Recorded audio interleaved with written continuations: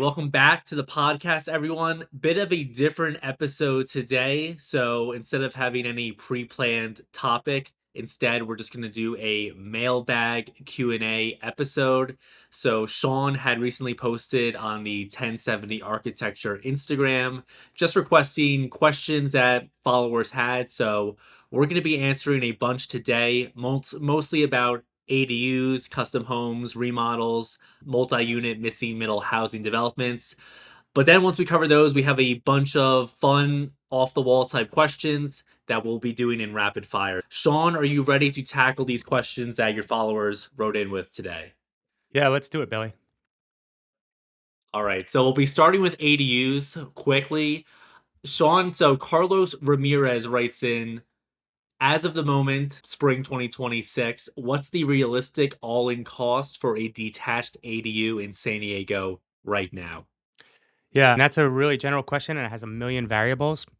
So it depends on the size of the ADU, it depends on the bedroom and bathroom count of the ADU, it depends on how expensive your kitchen appliances are. That could have a huge swing. Also depends on the site, whether it's flat, whether it's not flat, and like a million other different variables. I would say, like when you say all in, we're talking about soft costs and hard costs. So design, engineering, permitting, and construction. You're probably starting at $200,000 at an absolute minimum. If you have a contractor who can really accommodate some cost effective construction and you design and engineer the project with cost effectiveness in mind. So I'd say it starts at $200,000 and it just goes up from there. You could easily spend $1 million building a top notch large ADU. I think he was trying to establish a floor more affordable than I was expecting, though, quite honestly. Would be a challenge And to then hit also, that $200,000 number. It'd be a huge challenge. yeah, so maybe more like 300,000, more realistic ballpark. Mhm. And just so everyone knows, I will be putting the timestamps in case there's a question you can just skip ahead that you really want to know Sean's answer to. Moving on, so Dave O'Grady writes, I built a shed without permits a few years ago. If I want to convert it into an ADU now, am I screwed? Maybe. Depends. Depends how you built the shed. Yeah, basically what you'd have to do is retro permit this thing. So you have to create a set of drawings that shows what's been built, including all of the framing. And then if the framing doesn't meet current code, yeah, you may be screwed. If you're lucky enough and you've built it to code, then it really comes down to the inspector. So the inspector could have you rip off all the siding to ensure the framing is correct. He could have you just take off a little area and inspect that little area and assume the rest is the same. Basically, the same thing goes for your foundation, for your framing, your electrical, your plumbing. So it really depends on how well you did it and how close you built that shed to the code. Yeah, it's not looking optimistic if I had to take a guess then, based on Eh, that answer. It's not great. You probably, if it's more than 120 square feet, you should have permitted it. If it's less than 120 square feet, it does not. A shed would not need a permit, but an ADU with plumbing would. I imagine it's a borderline garage based on the way he described it. Moving on to the custom homes now. Kristen Cole writes, how do you keep a modern home from feeling cold and sterile? I'd say that's probably one of the biggest complaints about modern home design in general. Yeah, I would say you're going to want to use warm materials. Like wood floors would be a great improvement. You could do a wood ceiling. That would be great. Something that's going to be cold would be probably like a gray or white or black, like neutral colors without introducing any like of the warmer, like red or orange or yellow type tones that you naturally find in wood. So you want to be really careful about that. I would also extend the color to also like the softness of materials. So if you have a hard tile floor, there's going to be a lot of echo and reverb.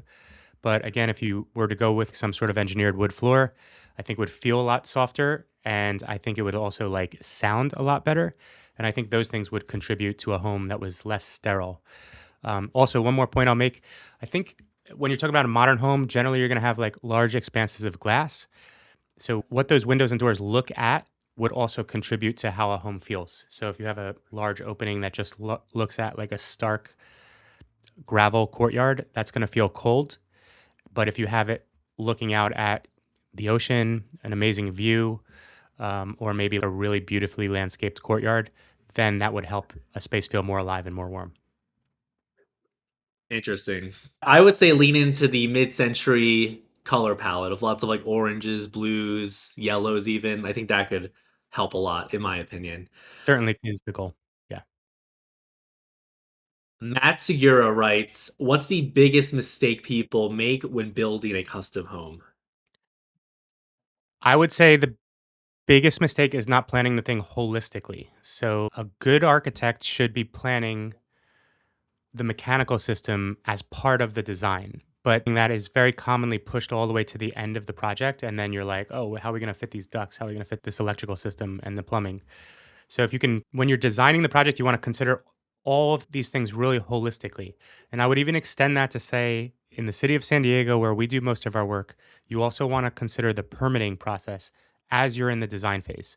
Because if you design something that requires a more complicated permit, you could be really increasing your budget significantly and increasing your timeline significantly. So basically, the recommendation would be to consider the project holistically, which really takes a lot of experience, but you need to understand the structural system, the mechanical system, and even what kind of permit you're going to achieve and how to avoid certain permitting pitfalls. Got it. Marcus Dillard writes, "My wife and I have completely different taste. How do you handle clients who can't agree on anything?" Okay, as an architect, a lot of times our role falls into a marriage counselor type role. I've noticed this like from my first project about 15 years ago. So, what we're pretty good at is mitigating the conversation between a husband and wife in our meetings. But ultimately, what I think is the best process is to provide my opinion and then to let the clients go home and discuss it amongst themselves. There's only so much that as an architect I can inject myself into the marriage. So you want to tread that line finely. This married couple will live in the home for 20 or 30 years, and they have to make sure they discuss the thing together and are happy with the decisions they make. And I would say on projects in the past, we have seen this major issue. And when one partner is more overbearing than the other, that generally never works out well. So you want a husband and wife to be on the same page. Even if they're not on the same page in the meeting, by the time they come to the next meeting, I want them to be on the same page. So they need to discuss things privately. Yeah, the scenario picture you paint reminds me of the HGTV and all the different shows they had on back in the day. All right, Alyssa K1 writes, "How much of your own taste ends up in a client's home, whether they realize it or not?" Probably a lot. But the things that I'm looking at are probably the things that most people that are not architects are not noticing. We have like certain proclivities to try to, how do I even say this? So sometimes we like to push a window all the way to the exterior wall or all the way to the wall, which means you're going to end up with a trimless window. And if sometimes we'll push it all the way up to the ceiling so you don't have a header. And sometimes we'll move it all the way down to the floor. But basically, like we're placing these windows based on our expertise and how we want the space to feel. In most scenarios, I don't even think a client would have an opinion on where that window is necessarily placed. So there's like a level of design that's going on like under like almost subconsciously that the client may not understand. But here's another scenario here. Let's say we're working on a kitchen design. We provide three different options, and then the client selects their favorite option, and we make a couple adjustments. They're still selecting from what we think are the three best options. So inherently, like you hire an architect because you like the style and you like the work they've done in the portfolio, and you should expect some of that to bleed over into your own project. Yeah. Plus, I imagine it's self-selecting, like, clients look at your portfolio, they like that work, that's what they want for their home as well. Hmm. Now on to the remodels and additions. So Tina P writes, "At what point does it make more sense to tear down and rebuild versus remodel?" So I think that's a two. There's two different angles to this question. The first is from the perspective of construction. So if you have a project where essentially the home is failing and it will be too expensive to basically bring this up to current code than it would be to tear it down, you're better off tearing it down. Because in some scenarios, like you could have to add complete new framing, and then at that point, you might as well just tear it down. So on point number one, it depends on the construction type. Then point number two in San Diego, because we have such high regulation with permitting, the type of permit you may need could affect your decision whether it's better to tear it down or not. So, for example, in the coastal zone, if you tear down a home and rebuild, you're going to get a coastal development permit. But if you keep that home, or at least keep 50% of those walls, you could be exempt from a coastal development permit. So that could save you like $50,000. And it also could save you like maybe 18 months of time. So that's a major decision. And then there's one more thing that I guess I would roll into the permitting conversation. If you tear down the home, you're going to trigger public improvements. And also, if you have any pre-conforming conditions, which would be like a closer proximity to the property line than the current setback allows, you're going to lose the rights to those things. So basically, you got to determine the type of construction and see if the quality is good enough to keep. But you also have to consider what type of permit you're going to be needing on the project, because in some scenarios, you're better off keeping something that you otherwise would demolish.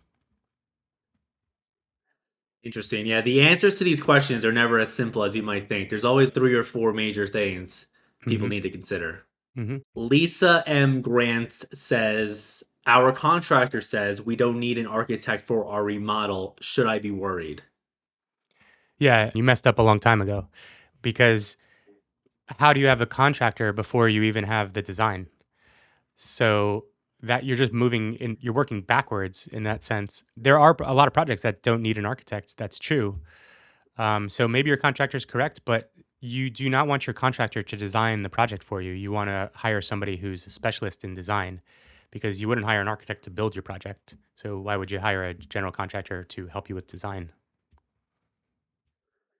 Interesting. I think a lot of people think, oh, I want to remodel or do a renovation. I can just hire a contractor. Yeah, I mean, Maybe that's the use. it depends what it is. If it's a bathroom remodel and you're not moving any fixtures, then you don't need somebody to design that, especially if you could pick out your own fixtures. But anything larger than that, kitchen remodel, you're going to want somebody who knows how to design a kitchen. In addition, you're going to want somebody to plan the addition. I don't know if you've ever been in a home with a poorly planned addition, but I've seen plenty of them. Sometimes you can't get into the third bedroom without going through another bedroom.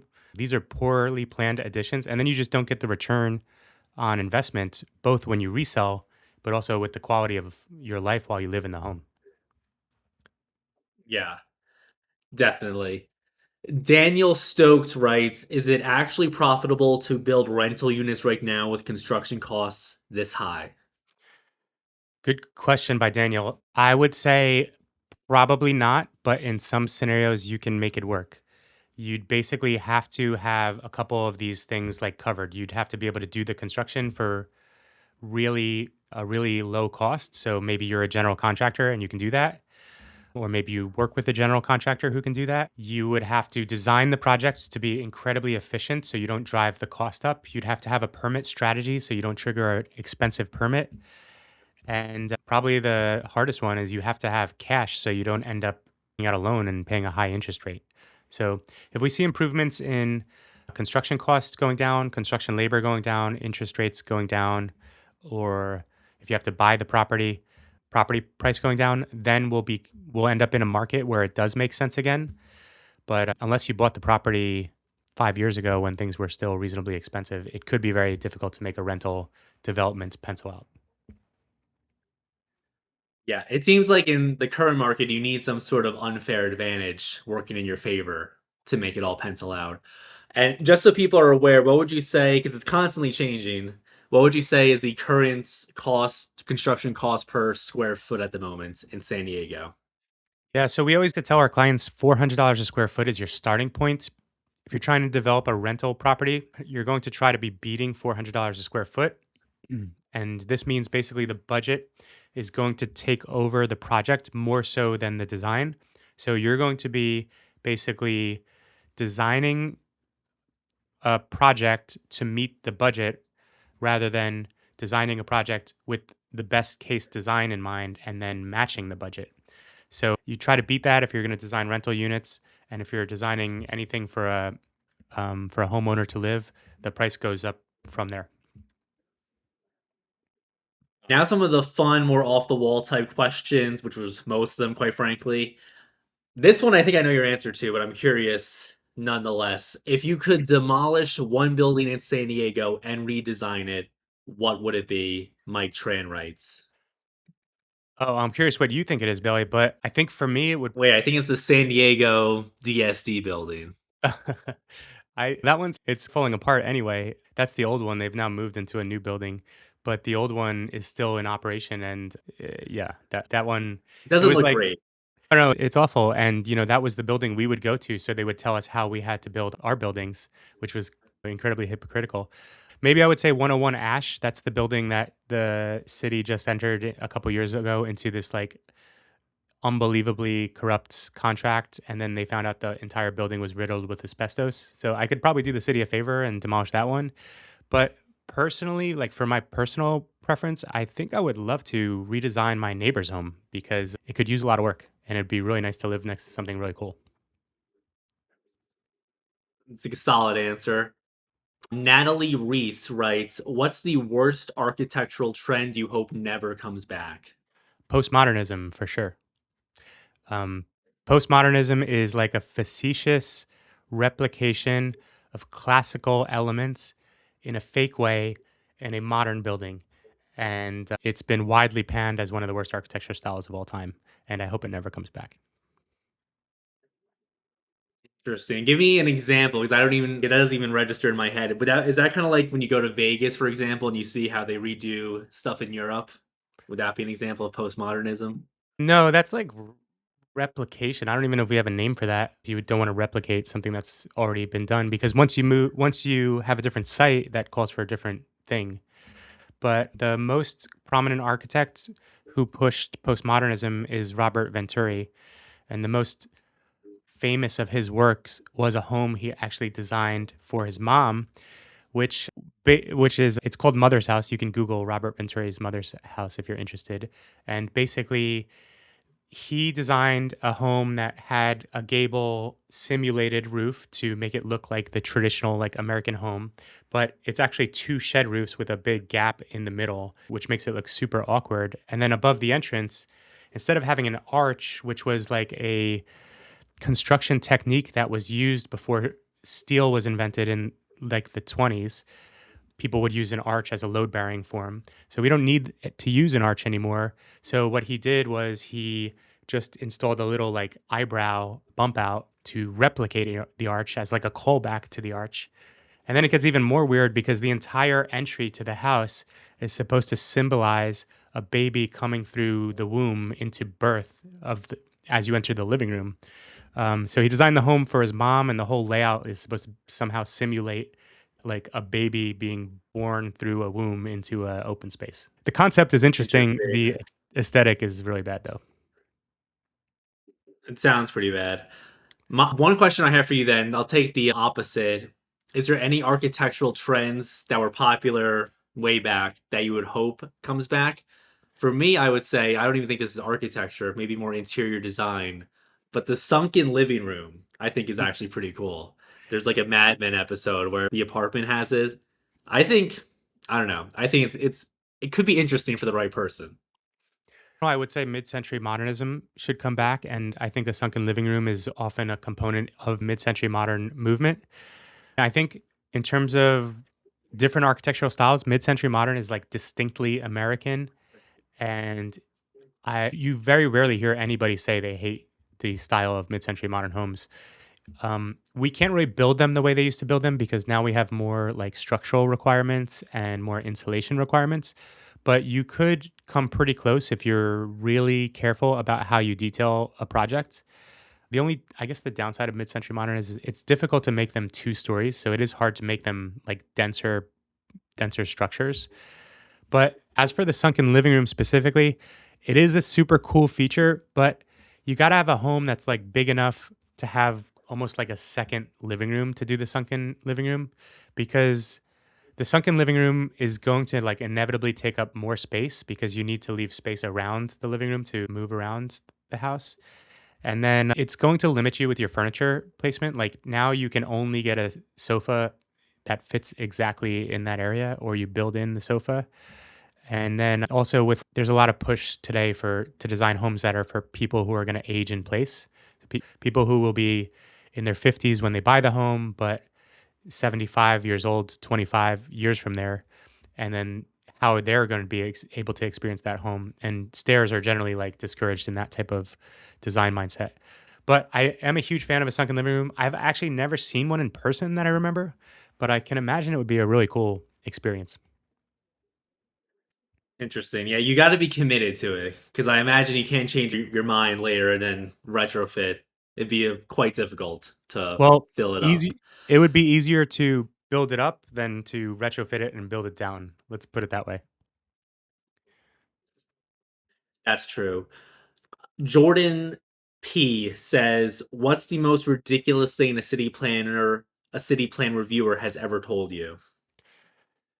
We don't have enough time for this, but we keep getting more and more crazy comments that are really frustrating because these comments spend a lot of our time. So now it's taking a lot more time to get a permit because the people who are plan checking our projects are less and less qualified and less trained, and the management doesn't seem to be there, even though there's 10 layers of middle management. Nobody seems to be managing these people.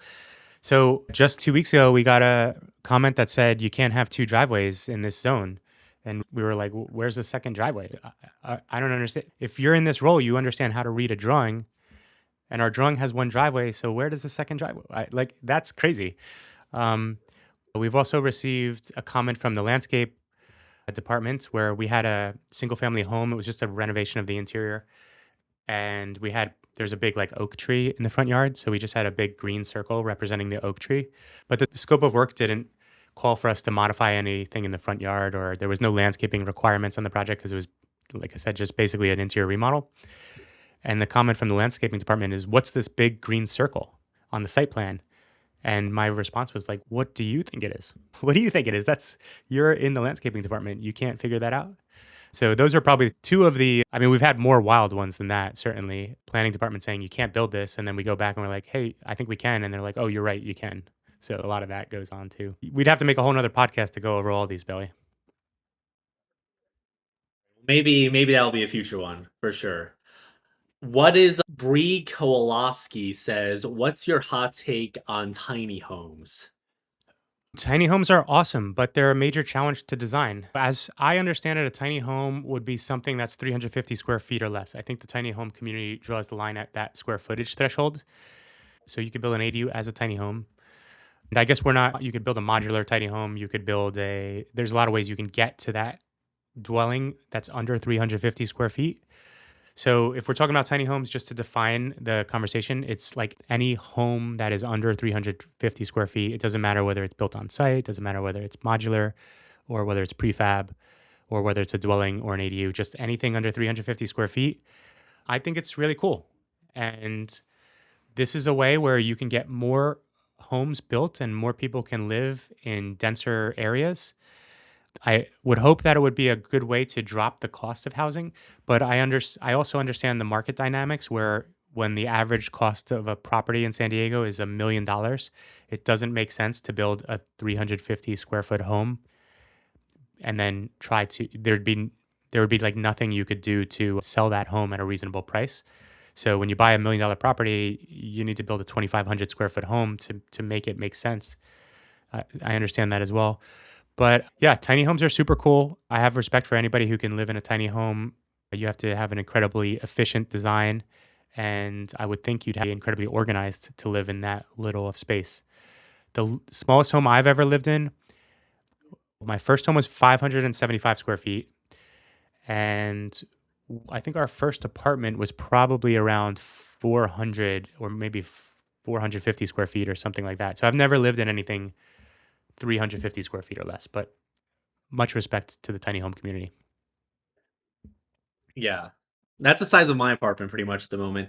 But I would say 350 square feet, and that's basically the size of an average Manhattan apartment. So tons of people are making it work there. Maybe it seems more feasible than you might think at first. Emily Sato says, "Be honest, do you judge people who like farmhouse style?" No, I don't judge people. If you like it, what is a farmhouse style? Is that gable roof, metal clad roof, vertical siding? I assume you've seen the photos. It basically seems like a modern take on like a barn. adapted for a home. Is how I would describe it. Like a Yeah, contemporary barn, actually. it seems like a very efficient way to build a structure and get a lot of living space within a small, simple, or not a small, but a simple footprint. So from that sense, I'm a fan of that. I like simple, modern, form follows function type design. And i- if you want it to look like a farmhouse, that's where you probably divert from modernism. But if it's just literally built like a farmhouse and then you're living in there, then that's modernism and that's cool. Yeah. Yeah, I think there's a way to do it in a nice way. But I saw an article headline recently that said that the farmhouse design is like the millennial generation defining home design, essentially. No, So the I don't garage know. Take that conversion for what is the garage conversion is the millennial home design, I think. maybe. That might be more Gen Z. We'll see. We'll Gen see. Z, yeah, you're right. Let's see. Amanda Hill writes, "What's the one room people always overspend on and the one they always cheap out on?" Kitchens and bathrooms, I would say for sure. And kitchens may make both of these lists, but the master bathroom is a room that people tend to spend a lot of money on.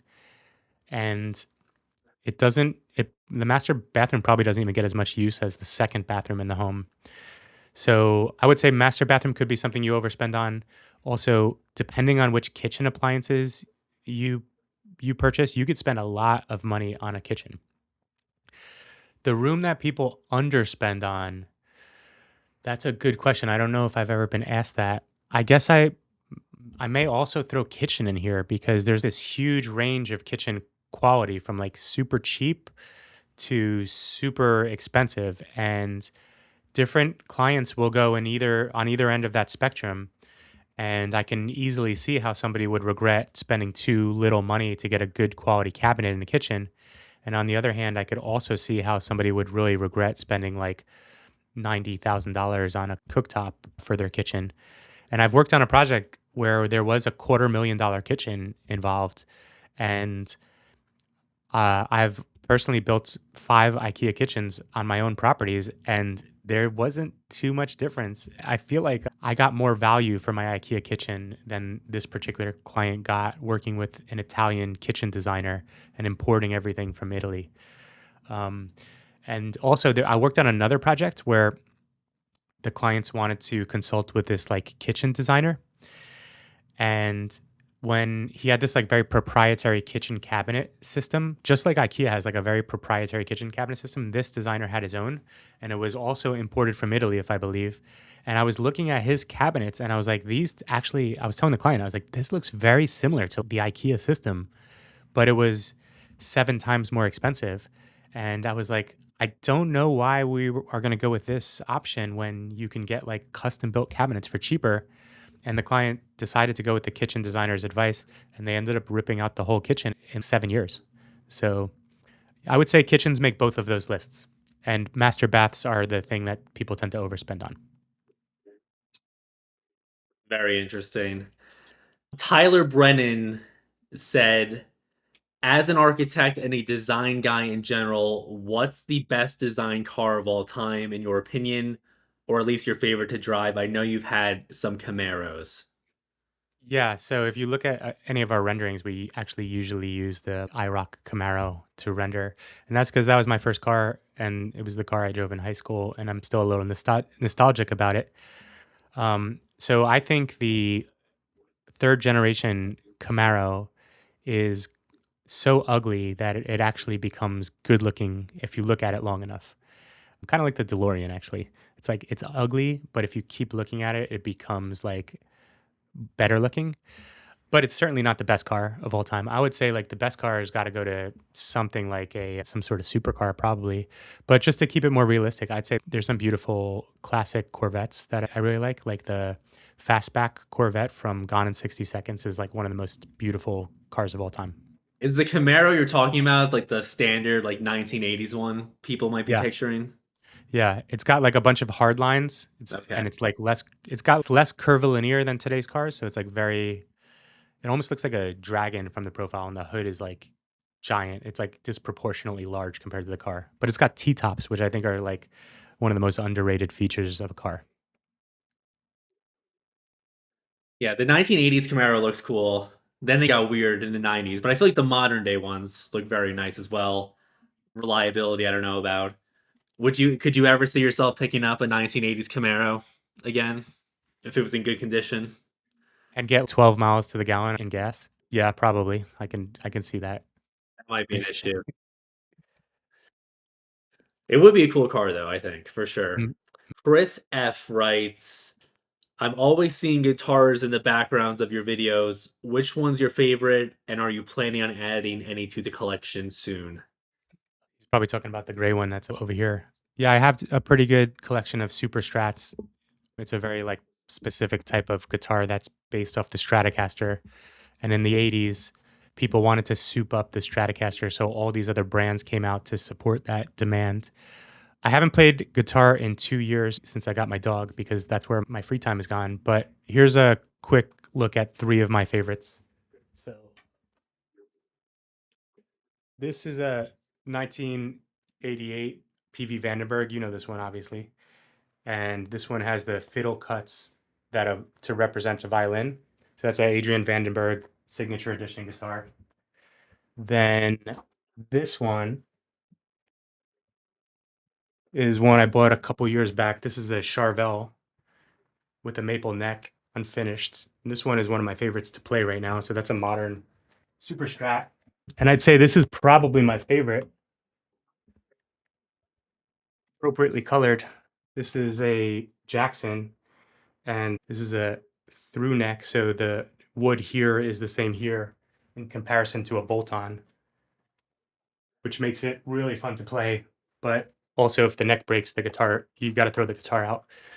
And it's got the reverse headstock, which is completely impractical but super cool looking. So those are my 3 favorite. And I don't have Okay, any plans to add another one at the moment. interesting. I didn't know you were going to do a live demo there, but it's nice. I hope people are watching. What would I say? I recently saw a photo of John Bon Jovi in the 80s with a hot pink guitar, just like the one you had right there. And I thought it looked super cool. Although, I don't know if you want it to be you have a lot of guitars, so it doesn't apply to you. But if you had to have one guitar, I don't know if you want it to be the hot pink electric guitar necessarily. Yeah, I think the most underrated guitar in your collection is the blue Stratocaster. Like you've had it forever, but I know you've just never been too interested in playing it, it seems. That was like basically my second guitar, and I bought it used from my neighbor, who was a much better guitar player than me. And I think it's a Mexican made Stratocaster, if anybody knows anything about guitars and they're curious. I think he bought it for 350, or his parents bought it for him. And then I bought it from him for I think $75, like 20 25 years ago or something. And it was always my backup guitar because I always had guitars with these floating bridge systems, which are, if you break a string when you're playing live, like there's no hope for that guitar. Like you have to just put it down and play something else. So I used the Mexican Strat as a backup for a long time.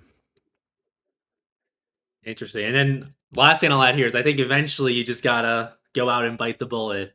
You gotta pick up the Gibson Les Paul. That's the one guitar your collection's missing. You might be right. It's only 2000, but apparently now people are saying that's like a boomer guitar. Like the new guitar players are not a fan of the Les Paul. I hadn't heard that, but in terms of color of guitar, the like 80s colors are back in style. At least it's like a retro aesthetic. Okay. I think we might be on to the 90s now at this point. It's what people say, at least fashion wise, but I believe it. A bit more back to San Diego. If you had to live, Kevin O'Malley says, if you had to live in one San Diego neighborhood for the rest of your life, which one is it? Like cost aside, I think I would probably pick like either like Del Mar, if that counts. That's San Diego County. Solana Beach, Encinitas, La Jolla. If we have to limit it to the city of San Diego, maybe I would say La Jolla or Ocean Beach or Point Loma. Or if it wasn't on the coast, maybe Kensington. Okay, not North Park. For the rest of my life, North Park, No, if I wanted the North Park vibe, I would do Kensington because it's close enough to North Park, and Kensington is would be a better spot to live if I was like in my 70s than North Park would be. Interesting. Derek writes, "Do you ever drive past a building you designed years later and cringe?" Yes, 100%. And if I didn't do that, I feel like I wouldn't be putting the thought into my work as much thought as I should because when you're thinking about architecture in the general sense, like your ideas are always evolving. The first Beatles album is nothing like the last Beatles album, right? Like an artist's ideas about how things are going to come together are going to change. And also, as you pick up experience, you learn how to do things in better ways. So there's a lot of projects I drive by and I'm like, man, if I was designing that with my skill set now, it could be much better. But I think also maybe this is a trap of architects, but a lot of times you have really high expectations for the project. And if certain things aren't executed well by the contractor, you can look at it and be like, oh man, that could have been better. And even if it's like already good, you could sometimes just be like, man, I wish this was better. So it is hard to even finish a new project and stand back and be like, I'm completely satisfied with that. That almost never happens. And also with like projects that I did 15 years ago, I'm like, man, I probably would have detailed that a little differently to make it look cooler. Yeah. All right, this is the last one because I know you have to run. So answer it fairly quickly, I suppose. But Jason F writes, "This has nothing to do with architecture, but I have to ask, top three albums of all time. Go."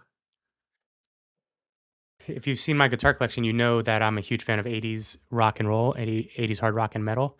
So I would say Appetite for Destruction. I have to pick a New Jersey album, so I'm going to say Slippery When Wet. Even if you hate Bon Jovi, listen to that album. It's undeniable. And the third one, I hope this isn't controversial, but I will say the self-titled 1987 Whitesnake album. You may have heard Whitesnake is a cheesy band. You may think Whitesnake's a cheesy band. If that's what you think, you've never heard this album front to back because it is an unmistakably display of instrumental expertise. The guitar player on that album is John Sykes, who unfortunately recently passed away. But if you like blues, hard rock, that album is simply unstoppable. I only know two songs from that album, so I'll have to check out the whole thing now that you said that.